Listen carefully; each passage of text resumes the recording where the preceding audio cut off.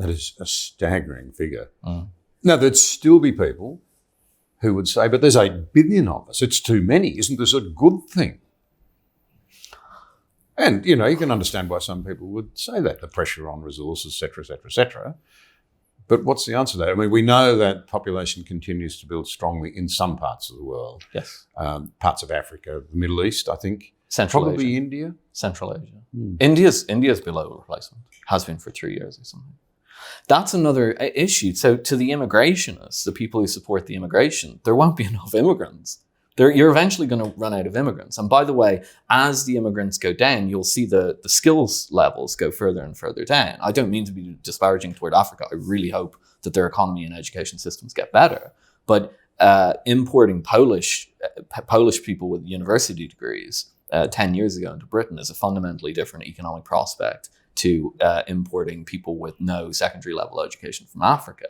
I hope it gets better in Africa. We all do. But that's the economic reality there. So we're going to come up against hard limits even with the immigration issue. But, broadly, this thing just isn't going to work. It's not going to make sense anymore. And I think at a relatively senior level, a lot of policymakers, some politicians, certainly the people at Treasury departments and so on, are looking at the numbers and they're just going, oh no, we've really dropped the ball here. Well, we need to, we should have been talking about this 25 years ago. I couldn't agree with you more. And smart, educated people from our best universities ought not to have, if you like, swallowed the propaganda so readily. No.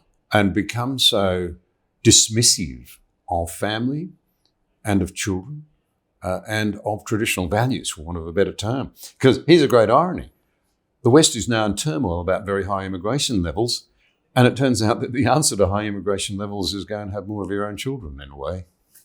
I mean, it's common sense in a way. It really shouldn't be. It shouldn't require an economist to point this out, in a sense. I think we kind of lost the run of ourselves a little bit.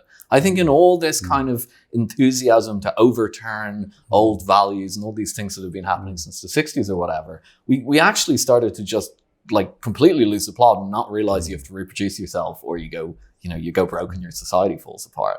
Like if you'd gone back to somebody in the Middle Ages and said, what do you think would happen if you just stopped reproducing yourself? They'd go, well, I won't be able to have labor for my farm and the economy will collapse. So if a peasant in medieval England can figure it out, why haven't our civil servants been able to explain it to our politicians? There's a blunt reality we all need to face, in my view, Philip, and that is that education levels are not necessarily acquainted with wisdom. No. Well, that's in spades been shown. Yeah.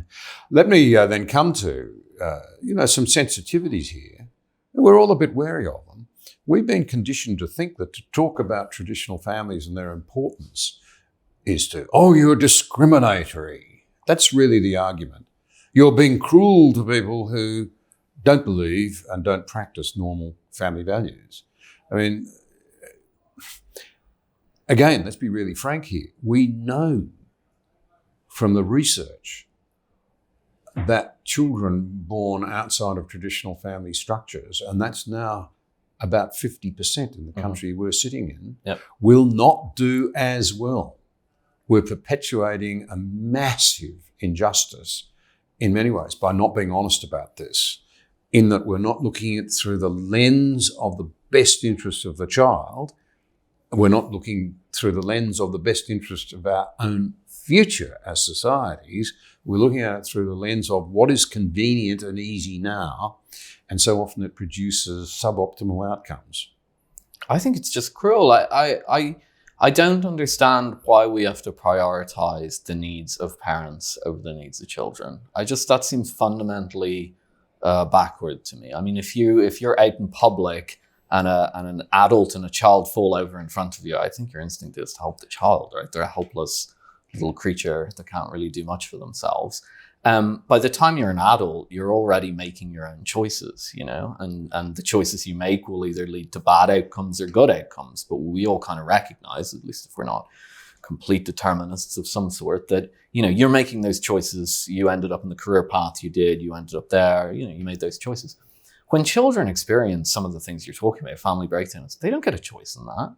They don't get a choice in that at all. When they become 18, 19, 20, 21, some of them may be able to have the will and so on to kind of do better than the other. But like, look, the social science on this is clear.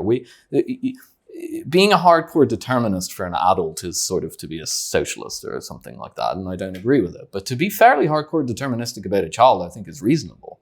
The child doesn't really have a choice in the matter. And I think this kind of false compassion thing is completely strange and backwards. Surely we should care about the people who are helpless and don't make their own decisions before we start considering the needs, feelings, and so on of the people who do make their own decisions and are adults and can bear it.